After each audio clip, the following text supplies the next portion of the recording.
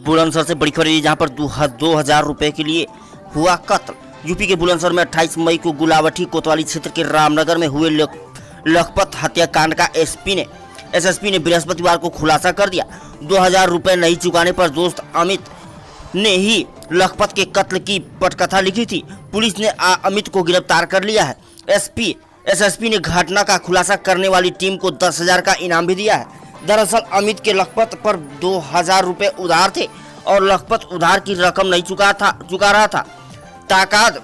तगादा करने पर लखपत ने अमित से बदसलूकी भी की थी। बदसलूकी और अपमान का बदला लेने के लिए 28 मई को अमित ने चाकू से कई बार कर लखपत की हत्या कर दी और शव को खाली प्लाट में फेंक दिया। खास बात यह है कि हत्या से पहले घटनास्थल पर लखपत और अमित ने साथ साथ शराब का सेवन किया। आपको बता दें कि 29 मई को गुलावटी कोतवाली इलाके में एक खाली प्लाट में लहूलुहान अवस्था में लखपत का शव मिला था। लखपत की जेब में रखे 5000 रुपए भी गायब थे। गुलावटी पुलिस ने आरोपी अमित को किया गिरफ्तार कर उसके कब्जे से खून से सने कपड़े, चाकू, पत्थर और 5000 रुपए भी बरामद किए हैं। देखें पूरी खबर हमारे संवाददाता सतीश कुमार के साथ। घटना का नाम किया गया सर। देखिए 28/29 की रात में थाना गुलावटी क्षेत्र में लखपत नाम के एक युवक की जो ठेलिया पे फलों का कारोबार करता था, उसकी हत्या कर दी गई थी चाकू से और सर में ईंट की चोटें आई। लगातार हम लोग, हमारी पुलिस टीम प्रयास करती रही, किसी प्रकार का कोई मोटिव और अन्य कारण नहीं मिल रहा था। इस बीच में पुलिस ने सुरागसी करते हुए पता किया कि अंतिम बार लखपत अपने मित्र अमित के साथ जाता हुआ देखा गया था। इस आधार पर अमित को उठाया गया, पूछताछ की गई। गहराई से पूछताछ करने पर जानकारी में आया कि हत्या की घटना मृतक लखपत के ही मित्र अमित के द्वारा की गई है। जो मोटिव निकल के आया वो ये था कि मृतक लखपत ने 2000 रुपये अमित से उधार लिए थे। घटना से एक दिन पहले अपना पैसा मांगने गया, लखपत ने इसके साथ दुर्व्यवहार किया, गिरेबान पकड़ लिया। इस बात से अपने को अपमानित महसूस किया और दूसरे दिन फल की ठेली पे इसके पास गया। उस समय लखपत के पिता भी वहाँ मौजूद थे और इसने क्षमा भी मांगी, लेकिन चूँकि बहुत हल्की मामूली घटना थी तो किसी ने इस बात को ध्यान में नहीं दिया। थोड़ी देर बाद जब लखपत अपनी ठेलिया खड़ी करने के लिए एक दुकान पर गया तो पीछे पीछे ये भी गया। वहाँ पर इसने लखपत के साथ शराब पी, कुछ और शराब इसने खरीद रखी थी और इसी बीच में मौका पा करके लखपत के फल की ठेली से उसका ही चाकू इसने उठा लिया था और छुपा लिया था। बाद में शराब पिलाने के नाम पे उसको लेके पीछे की तरफ गया, जहाँ जब शराब पीने के बाद लखपत बहुत ज़्यादा नशे की स्थिति में हो गया तो सिर पर ईंट से चोट पहुँचाई और चाकू से गर्दन काटा और डेड बॉडी को, क्योंकि हल्का फुल्का था लखपत, उसका वजन बहुत कम था, तो उठा के छोटी सी बाउंड्री थी उसके उस पार इसके कब्जे से अलग जो रक्त रंजित इसके कपड़े हैं, जो घटना के समय उसको मारने के दौरान इसके शरीर पे जो खून के छींटे आज पड़े थे, उस वस्त्र को भी बरामद कर लिया गया है। 9000 रुपये मृतक के पास थे, इसने वो रुपये भी ले लिए। मोबाइल उसका कीचड़ में फेंक दिया। तो इस प्रकार से इस घटना का खुलासा। सर हत्यारोपी का कोई पुराना आपराधिक इतिहास भी निकला है क्या? इसका कोई पुराना आपराधिक इतिहास नहीं। उत्तर प्रदेश के गोरखपुर से बड़ी खबर है, जहां पर गोरखपुर रिटायर्ड पोस्टमास्टर के नेतृत्व में लद्दाख बॉर्डर के बलवान घाटी लैक पर शहीद हुए भारतीय शहीदों को लोगों ने किया नमन। गोरखपुर फर्टिलाइजर के रिटायर्ड पोस्टमास्टर आर.सी. यादव के नेतृत्व में आज गोरखपुर फर्टिलाइजर मार्केट में शांतिपूर्वक चीनी सेनाओं से पूर्वी लद्दाख बॉर्डर के गलवान घाटी LAC झड़प में शहीद हुए भारतीय वीर सैनिकों को नमन किया गया।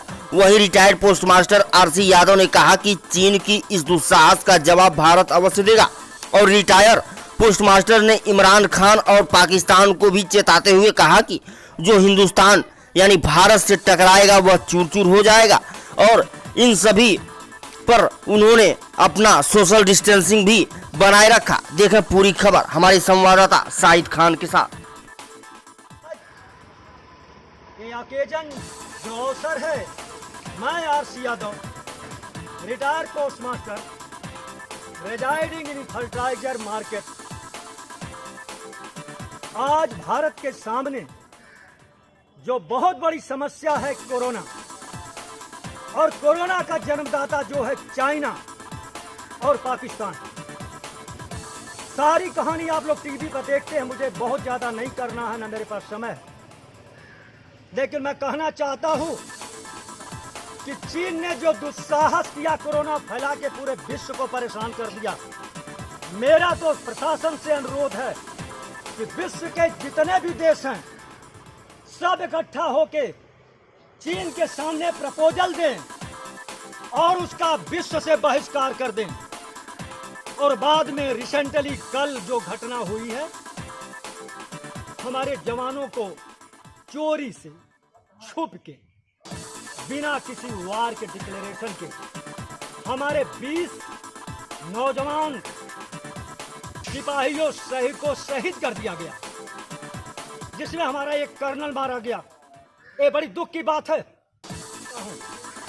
और दुर्भाग्य है, मेरी दुर्भाग्य है कि मैं सत्ता में नहीं हूं, वरना मैं करके दिखा देता कि मिस्टर इमरान, मिस्टर जिनपिंग, होश में आओ। हिंदुस्तान भारतवर्ष से मत टकराओ, मत टकराओ, मत टकराओ। जो हमसे टकराएगा, जो भारत से टकराएगा, वो चूर चूर हो जाएगा, वो चूर चूर हो जाएगा, वो चूर चूर हो जाएगा। बोलो भारत माता की वंदे वंदे मातरम। हर कर्म अपना करेंगे, आए वतन तेरे लिए। दिल दिया है, दिल दिया है, जान भी देंगे, आए वतन तेरे लिए। देश से है प्यार, I say like this, please note in your Google, कि देश से है प्यार तो हर वक्त कहना चाहिए। हम रहें या ना रहें, ये देश रहना चाहिए। बोलो भारत माता की वंदे वंदे वंदे मातरम। चाहता हूँ, अपने भारत सरकार से अनुरोध करना चाहता हूँ कि पाकिस्तान और चीन की इतनी बड़ी हिम्मत। उत्तर प्रदेश के बुलंदशहर से बड़ी खबर है, जहां पर प्लाट में मिला युवक का गोली लगा, हत्या कर प्लाट में फेंका गया। खुर्जा के सराय नसरुल्ला खान निवासी रिहान के रूप में हुई मृतक की पहचान। पुलिस और फॉरेंसिक टीम मौके पर पंचनामा की कार्रवाई कर शव को पोस्टमार्टम के लिए भेजा गया। पुरानी रंजिश में हत्या किए जाने की आशंका, पुलिस हत्या के कारण और हत्यारों की तलाश में जुटी पुलिस। बुलंदशहर के खुर्जानगर कोतवाली क्षेत्र बस स्टैंड के पास की घटना। देखा पूरी खबर हमारे संवाददाता सतीश कुमार के साथ।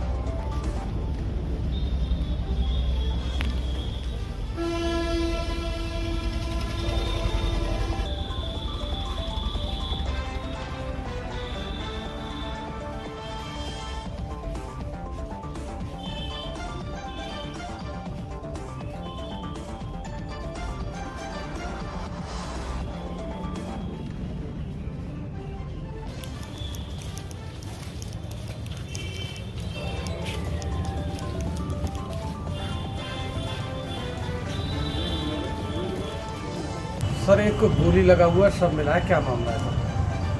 आज सुबह लगभग 7:15 बजे एक व्यक्ति का शव मिला खोजा नगर में रोडवेज बस स्टैंड के सामने। जयराम पेट्रोल पंप है, इसके नज़दीक गली जाती है एक, उसमें इकराम नाम के व्यक्ति का एक खाली प्लॉट पड़ा हुआ है। उसमें लोगों का आवागमन उस तरफ नहीं है। ये इसकी पहचान मृतक की रिहान के रूप में हुई है। सराय नसरुल्ला खां का निवासी है, उम्र लगभग 18 वर्ष है। प्रकरण में पंचायतनामा भर के शव भिजवाने की कार्रवाई की जा रही है। अभियोग पंजीकृत किया जा रहा है, पुलिस द्वारा आवश्यक कार्रवाई की जा रही है। सर क्या लगता है क्यों मारी गई है गोली? कोई रंजिश है पुरानी? अभी कुछ नहीं कह सकते हैं, अभियोग पंजीकृत किया जा रहा है, पूछताछ की जा रही है। नमस्कार, मैं कृति गिरी और आप देख रहे हैं भारत केशी न्यूज। रुपीडिया भारत नेपाल सीमा शी जिनपिंग का पुतला सेंट्रल बैंक चौराहे पर फूंका गया। आज दिनांक 18 जून 2020 को सीमावर्ती कस्बा रुपीडिया में भाजपा की स्थानीय इकाई द्वारा गलवान घाटी की घटना 20 भारतीय सैनिकों को धोखे से चीन की सेना द्वारा हत्या के विरोध में चीन के राष्ट्रपति शी जिनपिंग का पुतला सेंट्रल बैंक चौराहे पर फूंक दिया गया। इस मौके पर कस्बे के गणमान्य व्यक्तियों, नगर भाजपा अध्यक्ष रत्न कुमार अग्रवाल, व्यापार मंडल रुपीडिया के अध्यक्ष विजय मित्तल, भाजपा जिला कार्यकारिणी सदस्य रमेश अमलानी, भाजपा चिकित्सा प्रकोष्ठ के डॉक्टर संत कुमार शर्मा, शांति कमेटी के अध्यक्ष कमल मदेशिया के साथ साथ काफी तादाद में जन साधारण की उपस्थिति रही। पत्रकारगण और पुलिस प्रशासन कोतवाल प्रमोद कुमार सिंह के साथ मुस्तैद रहे। लोगों ने चीन का बदला लेने के लिए चाइनीज सामान का बहिष्कार करने की अपील की। देखिए पूरी खबर हमारे संवाददाता राजा बाबू गोस्वामी के साथ। चीन के इशारे पर, जैसा कि हम जानते हैं, हमारा पड़ोसी देश नेपाल, पाकिस्तान तो पहले से ही इस कार्य में दक्ष है, उसकी जितनी निंदा की जाए कम है। लेकिन हम लोगों को एक बात की खुशी भी है कि हमारा जो केंद्रीय नेतृत्व है और जो प्रदेश का नेतृत्व है वो सक्षम है। जो केंद्रीय नेतृत्व है और जो प्रदेश का नेतृत्व है उसने एक्स्ट्रा ऑर्डिनरी कार्य किया है, जिसकी हम बहुत बहुत सराहना करते हैं। और जैसा कि आप जानते हैं कि चीन को भारत मुंहतोड़ जवाब देगा, इसमें कोई शंका की बात नहीं है, क्योंकि हमारे वीर सैनिक शी जिनपिंग चीन के राष्ट्रपति का पुतला फूंकने के लिए भारतीय जनता पार्टी के अगुवाई में बाजार की जनता इकट्ठा हुई है।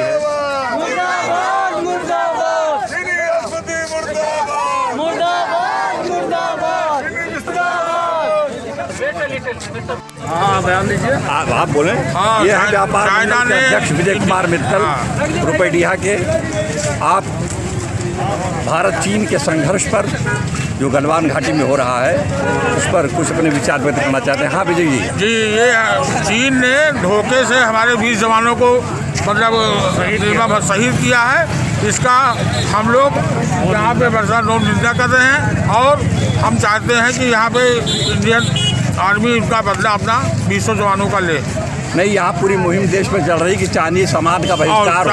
आप क्या कहना चाहते हैं? पूरे भारतवर्ष में चीन का सामान का बहिष्कार होना चाहिए। हम लोग उसके लिए तैयार भी हैं और बहिष्कार करना शुरू कर। आप भारत नेपाल सीमा पर रह रहे हो और नेपाल से तमाम चाइनीज सामान एक्सपोर्ट होकर इधर को आता है, कुछ वैध तरीके से, कुछ अवैध तरीके से। क्या आप अपने यहाँ इस मार्केट में चाइनीज सामान पर रोक लगाने के लिए कुछ प्रयास करेंगे? चाइनीज सामान पर रोक लगाया जाएगा, बगैर रोक लगाया काम नहीं चलेगा। एक बैठक करके इसकी चाइनीज सामान पर रोक लगाया जाएगा। आप ये हैं नगर भाजपा अध्यक्ष रत्न कुमार अग्रवाल और आपके कुशल नेतृत्व में पूरी नगर की भाजपा इकट्ठी होकर यहाँ कार्यवाही जो शी जिनपिंग का पुतला फूंका गया उस पर लगी थी। आपका इस घटनाक्रम पर क्या कहना है? सर्वप्रथम तो हम जो हमारे वीर सेनानी शहीद हो गए हैं उनको श्रद्धांजलि देना चाहते हैं। और आज का समय आर्थिक युग का है, हमको चीनी सामानों का बहिष्कार कर देना चाहिए। बिना युद्ध के हम चीन से जीत सकते हैं और चीन के विस्तारवाद को ख़त्म कर सकते हैं। जब तक हम उसको आर्थिक दृष्टि से पंगु नहीं बनाएंगे तब तक हम उसका कोई नुकसान नहीं कर पाएंगे। जय हिंद जय भारत। नमस्कार, मैं कृति गिरी और आप देख रहे हैं भारत केशी न्यूज। समाजवादी पार्टी नेता कोमल सिंह राजपूत ने चीन में शहीदों को दी श्रद्धांजलि। अजीतमल क्षेत्र के ग्राम गड्ढा समाजवादी पार्टी के नेता कोमल सिंह राजपूत ने अपने साथियों के साथ एकत्रित होकर चीन में शहीद हुए जवानों को श्रद्धांजलि शोक सभा आयोजित की है। वहीं कोमल राजपूत ने बताया, पिछले कई वर्षों से अपने बच्चों की पढ़ाई लिखाई के चलते आगरा में रह रहा था। तब तक यहाँ हमारी समाजवादी पार्टी के क्षेत्रीय नेता चुनाव उतार चढ़ाव में एक दूसरे से ईर्ष्या कर अलग थलग हो गए, जिससे पार्टी में भारी नुकसान पहुंचा। इधर मुझे संबंध में सूचना मिली तो मैं पार्टी और समाज के लिए हित के लिए पुनः अपने पैतृक गांव आकर समाजवादी पार्टी के लिए सक्रिय कार्य करेंगे तथा समाजवादियों के एक सूत्र में बांधकर पार्टी को मजबूत कर क्षेत्रीय गरीब, मजदूर, किसान और समस्याओं का निस्तारण करने का प्रयास करेंगे। देखिए पूरी खबर हमारे संवाददाता सत्येंद्र सेंगर के साथ। आज जो है चीन बॉर्डर पे भारत और चीन की जो लड़ाई छिड़ी है उसमें हमारे हिंदुस्तान के 20 लोग शहीद हुए हैं जवान। उनके श्रद्धांजलि सभा के लिए शोक सभा हमने की है। राजपूत जी, मैं जानकारी चाहूँगा कि आप समाजवादी पार्टी के सक्रिय कार्यकर्ता रहे और काफ़ी समय से देखा गया है कि आप जनपद में नज़र नहीं आए। इतने दिन तक आप कहाँ रहे और क्या कारण रहा है? ऐसी कुछ समस्याएं रहीं जिसके कारण मुझे कुछ दिनों के लिए अपने बच्चों के साथ बाहर रहना पड़ा। पढ़ाई लिखाई का कारण था और कोई कारण नहीं था। पढ़ाई लिखाई बच्चों की सही से हो जाए। आगरा में जो है निवास है, आगरा में मैं रह रहा हूँ और लॉकडाउन लग गया, इसलिए आगरा में बहुत भयंकर बीमारी फैली थी। मैं 24 अप्रैल को अपने गांव आ गया हूँ। उसके बाद गांव में ही रह रहा हूँ और यहाँ के कुछ कार्यकर्ता, समाजवादी पार्टी के कार्यकर्ता हमारे पास रूबरू हुए आकर के, तो उन्होंने बताया, उनसे चर्चा हुई तो सारी बात चर्चा हुई। चुनाव में जो कुछ लोगों के बीच में आपस में मनमुटाव हुए, लड़ाई झगड़े हुए, उससे हमारी समाजवादी पार्टी का कार्यकर्ता टूटा पड़ा हुआ है, डिमोलाइज है। उसको जो है, जो हमारे बीच में जो बात आई है तो लोगों ने रखी अपनी बात, कार्यकर्ताओं ने रखी। तो मेरे मन में आया कि यहाँ पर तो बहुत स्थिति समाजवादी पार्टी की खराब है।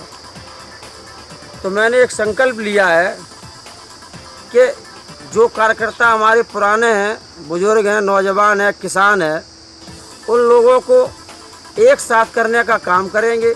समाजवादी पार्टी का झंडा ऊंचा करने का काम करेंगे, समाजवादी पार्टी में काम करेंगे। बस यही मेरी कामना है। समाजवादी पार्टी में रहकर समाजवादी पार्टी की सेवा करेंगे, किसान की सेवा करेंगे, गरीब की सेवा करेंगे, मजदूर की सेवा करेंगे। इसी के साथ साथ नमस्कार, मैं कृति गिरी और आप देख रहे हैं भारत केशी न्यूज़। खबर आ रही है महाराष्ट्र के अहमदानगर से, जहां कोरोना महामारी के खिलाफ आर्यन सेवा संस्थान अहमदानगर के गुड़गांव, IIT कॉलेज, चाणक्य चौक, फरीदाबाद, कुमारी पालामाला जैसे इलाकों में मास्क और सैनिटाइजर का मुफ्त वितरण किया। आपको बता दें कि यह कार्यक्रम भारतीय सेना के जवान संदीप कुमार के नेतृत्व में करते हुए इलाके के अंदर लोगों को मास्क और सैनिटाइजर का वितरण किया गया। साथ ही लोगों को ये भी कहा गया कि मैं सैनिक होने के नाते जितनी जिम्मेदारी हिंदुस्तान के दुश्मनों से लड़ने की है, उतनी ही जिम्मेदारी समाज के लोगों के प्रति भी है। संदीप कुमार ने यह भी कहा कि जिन इलाकों में वो गए वहाँ का प्यार और अपनापन वो कभी नहीं भूल पाएंगे। जिस प्रकार वो भारत माता के ऋणी है, उसी प्रकार वो समाज के भी ऋणी है। भारतीय सैनिक संदीप कुमार जिन इलाकों में मास्क सैनिटाइजर का वितरण किया, वहाँ लोग काफ़ी खुश हुए। आपको बता दें कि उन लोगों ने कहा कि जिन 4 महीने होने को है और उन्हें किसी प्रकार की सरकारी सुविधाएं नहीं दी गई थी। इस पर संदीप कुमार ने कहा कि उनकी जिम्मेदारी देश की सुरक्षा करने की है, तो वो उसे अपने प्राणों की आहुति देकर भी करेंगे। साथ ही उन्होंने लोगों को ये भी समझाया कि अगर उनके पास 5 रुपये हैं तो 2 रुपये वो अपने और अपने बच्चों के लिए खर्च कर दें, 2 रुपये उन्हीं बच्चों के लिए बचा के रखें तथा बचा हुआ 1 रुपया अपने आसपास ज़रूरतमंदों को दे दें। यकीन माने हम और हमारा देश एक दिन काफ़ी मजबूत होगा। और इस कार्यक्रम में नगर के अन्य लोग भी शामिल हुए, जैसे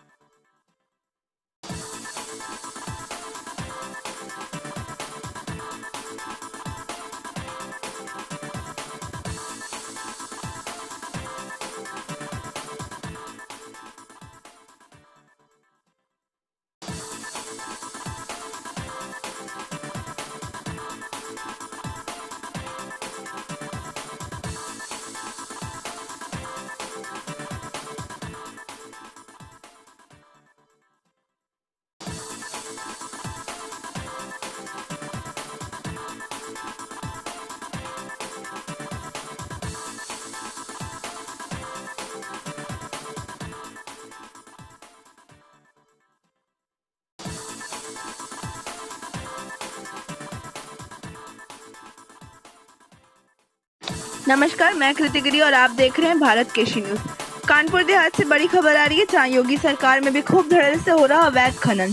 सरकार और एनजीटी के नियमों पे धज्जियां उड़ा रहे खनन माफिया। जिले में बड़े पैमाने पर हो रहा बजरी और बालू का अवैध खनन माफिया खनन अधिकारी से साठगांठ सरकार को लगा रहे करोड़ रुपए का राजस्व चूना।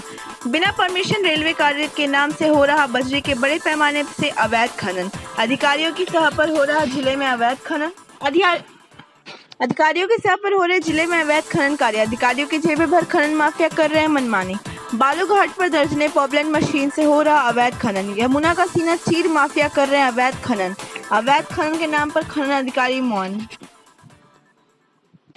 पॉपलेन मशीन यमुना में उतार खनन माफिया बालू का कर रहे हैं अवैध खनन। जिले में दौलतपुर, खरहा, बेमई, सिकंदरा के घाटों पर पॉपलेन द्वारा धड़ल्ले से हो रहा अवैध खनन। देखिए पूरी खबर हमारे संवाददाता जग बहादुर सिंह के साथ।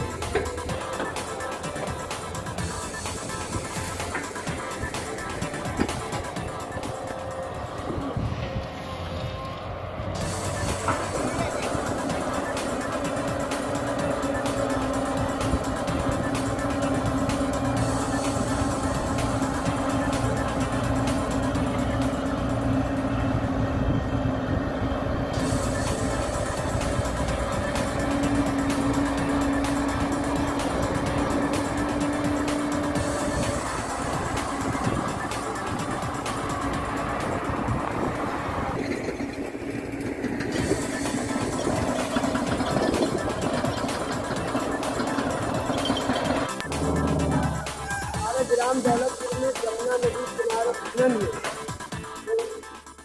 कम से कम 20 फुट नीचे से पानी को निकालना है। 15 फुट गहरे पानी निकालना है।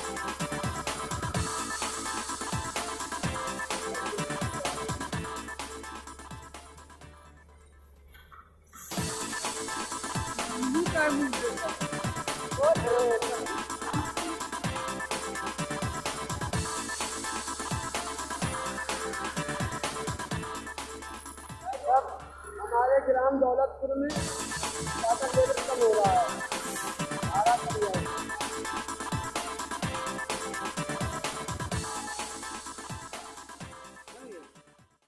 नमस्कार, मैं कृति गिरी और आप देख रहे हैं भारत केशी न्यूज। पुलिस अध्यक्ष बहराइच डॉक्टर विपिन कुमार मिश्रा के नेतृत्व में चलाया गया सघन चेकिंग अभियान। पुलिस अध्यक्ष डॉक्टर विपिन कुमार मिश्रा के निर्देशन में जनपद में कोविड-19 संक्रमण व लॉकडाउन के उल्लंघन के मद्देनजर सघन चेकिंग अभियान चलाया गया, जिसमें बैंक एटीएम से लेकर बाहर आकर घूमने वाले बिना मास्क लगाए व्यक्तियों तथा वाहनों पर 2 सवारी बैठने आदि को चेक कर चालान काटा गया। पुलिस अध्यक्ष महोदय द्वारा मीडिया के माध्यम से लोगों को अपील किया गया, सभी लोग लॉकडाउन का पालन करें, सामाजिक दूरी के नियमों का पालन करें तथा साथ मास्क आदि लगाकर कोविड-19 के संक्रमण को रोकने का सहयोग करें। देखिए पूरी खबर हमारे संवाददाता राजा बाबू गोस्वामी के साथ। चलाया गया है, लोगों से चाबियां भी ली गई हैं। क्या उद्देश्य था और क्या कहना चाहेंगे इससे आप? आज जनपद में लॉकडाउन का उल्लंघन करने वाले जनपद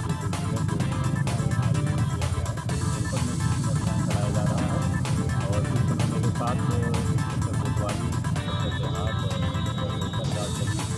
साथ संयुक्त अभियान चलाया गया, जिसमें 2 सवारी मोटरसाइकिल पर बैठने वाले को रोक के उनका चालान किया गया है। बिना मास्क पहने हुए लोग जो बाजारों में जुर्माना लगाया गया है।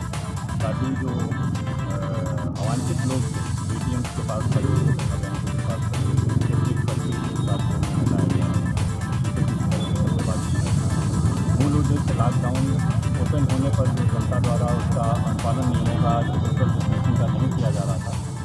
पालन करना था। उत्तर प्रदेश के कानपुर नगर से बड़ी खबर है, जहां पर दिन दहाड़े गोलियों की तड़तड़ाहट से गूंजा कानपुर।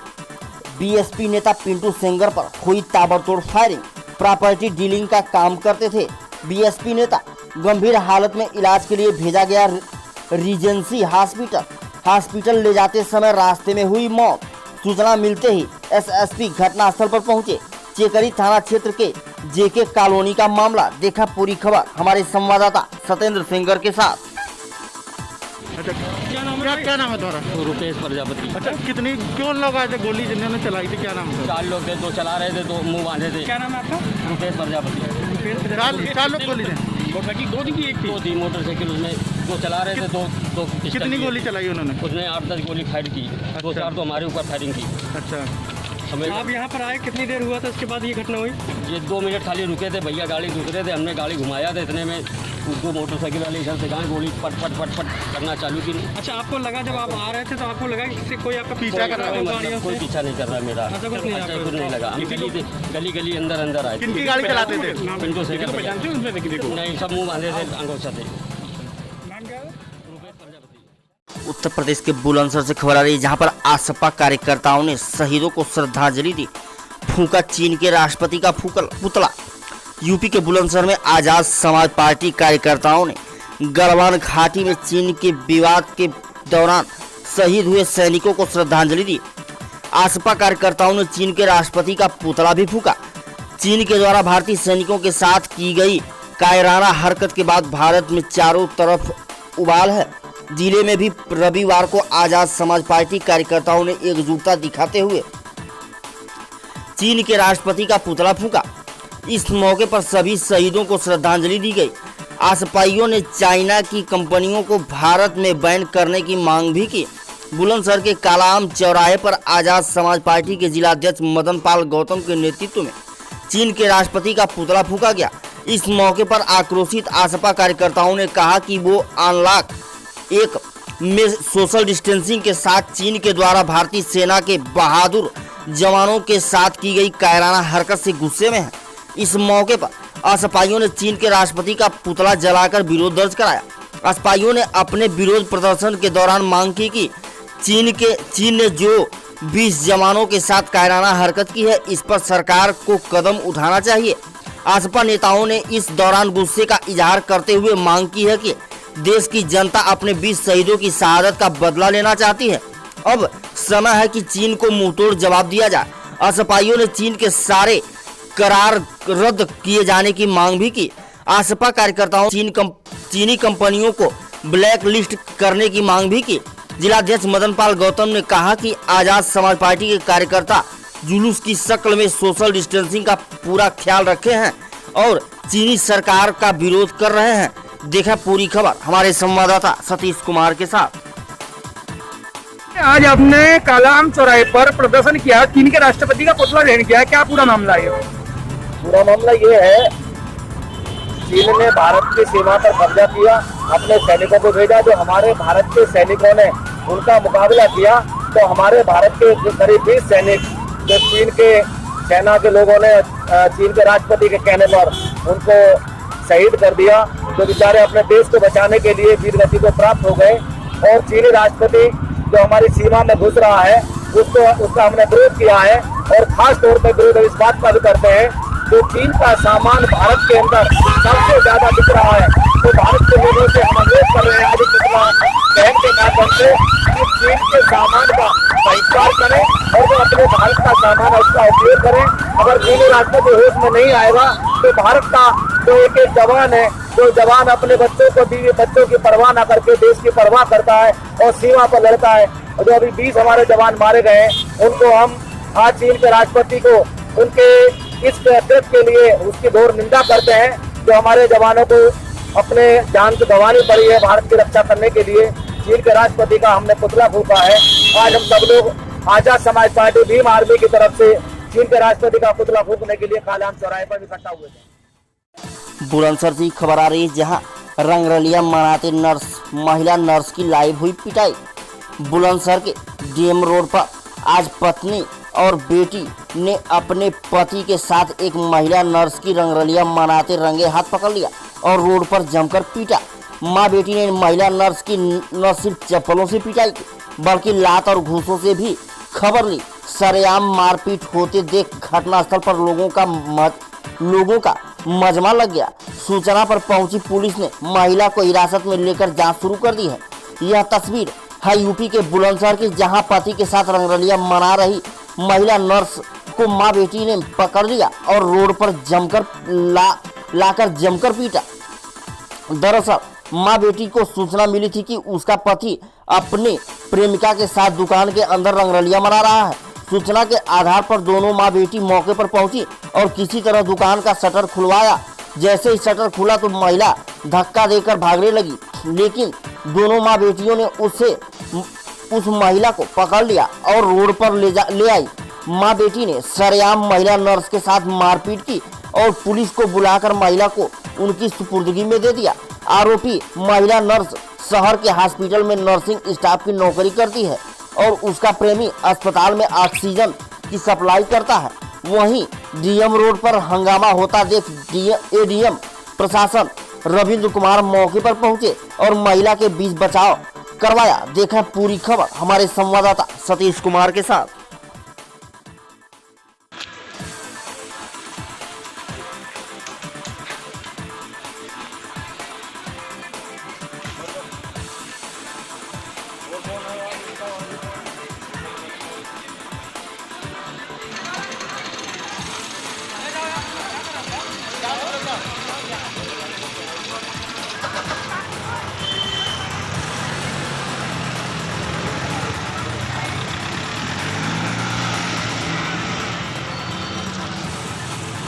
क्या हुआ है, किसकी दुकान है, क्या वारदात हुई है? ये हमारी दुकान है, मेरा हस्बैंड और ये औरत। तो हमें शटर गिरा हुआ था, वैसे हमें आवाज़ें आ रही थी बाहर से।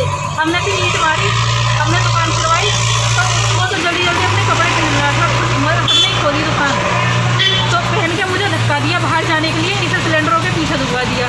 भैया मैंने इसके एक वकील लेके मार दी। वो किसने मारा था? मैंने मारा था। अच्छा, तो आपने पुलिस को सूचना दी थी यहाँ पे आने के बाद? पुलिस वाले 1 घंटे बाद आए, कम से कम 1 घंटे बाद। नमस्कार, मैं कृति गिरी और आप देख रहे हैं भारत केशी न्यूज। कानपुर देहात से बड़ी खबर आ रही है, जहां दहेज के भूखे बेड़ियों की शिकार हुई नवविवाहिता 2019 में घाटमपुर क्षेत्र के पतारा कस्बे में हुई थी शादी। दहेज में 20 लाख रुपए की मांग पूरी न होने के चलते अबोध बच्ची के साथ पीड़िता को घर से निकाला। शादी के कुछ महीने बाद पति व ससुराली जन द्वारा पीड़ित किया जाता पीड़िता को। आपको बता दें कि अपने पीड़िता माता पिता के यहाँ रहने को मजबूर पीड़िता ने सट्टी थाना में रिपोर्ट दर्ज कराकर न्याय की गुहार लगाई। थाना सट्टी क्षेत्र के शाहजहांपुर कस्बे का मामला। देखिए पूरी खबर हमारे रिपोर्टर जंग बहादुर सिंह के साथ। क्या नाम है आपका? मीनाक्षी। कहाँ के रहने वाली हैं आप? अच्छा, पति द्वारा किस तरीके से प्रताड़ित किया गया है और शादी कब किस सन में हुई थी? 2019 में शादी हुई थी। कहाँ हुई थी शादी आपकी? अच्छा, तो किस तरीके से किस बात को लेकर आपको पति द्वारा प्रताड़ित किया जा रहा था?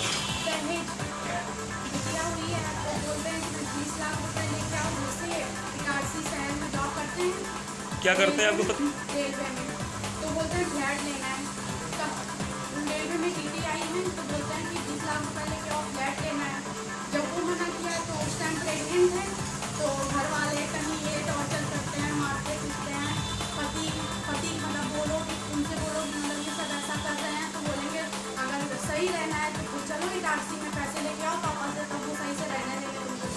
और अभी बेटी हुई, मतलब इलाज नहीं करवा रहे थे तो पापा ने 2 लाख रुपए दिए, तब लेके गए हॉस्पिटल में, तब इलाज करवाया जाके। तब वहाँ से बिल्कुल ठीक भी नहीं हुए, तब उनको वापस लेके आ गए और यहाँ मारपीट करके पूरा बोलते हैं बेटी के नाम 10 लाख की मतलब एफडी करवाओ, तब ये तुमने पैदा की है, हमारा कोई नहीं है, हम इसके लिए कुछ भी नहीं करेंगे। और बेटा होता तो ठीक था, ये बेटी किसके लिए है और ये क्या होगा कैसे होगा, इसका सब कुछ तो 10 लाख रुपये एफडी करके लाओ, तब शादी वादी में मतलब खर्चा करने के लिए, और मारपीट करके निकाल दिया। क्या नाम है आपका? कहाँ के रहने वाले हैं आप? शाहजहांपुर। ये पीड़िता आपकी कौन है? बहन। कब शादी की थी आपने? 17 तारीख को 2019 में। तो ये आपको किस तरीके से आपके बहन को किस बात को लेकर प्रताड़ित कर रहे हैं? पूरा मामला क्या है? शादी में इनको 20 लाख रुपया दिया था, गाड़ी के लिए कहा था, तो गाड़ी उन्होंने ली थी और 20 लाख रुपया फिर मांगा। कहने लगे बहन को हम लेकर के वहाँ का RC कर रहेंगे जा कर के, तो 20 लाख रुपया लेंगे। फिर इसके बाद बिटिया जब हुई पैदा तो कहने लगे 10 लाख की FD कराओ। उसकी तबीयत इतनी ख़राब हुई, जब बिटिया होने को थी तो 2 लाख रुपया वो डिमांड किए। फिर ऑपरेशन, बड़े ऑपरेशन से बिटिया हुई है।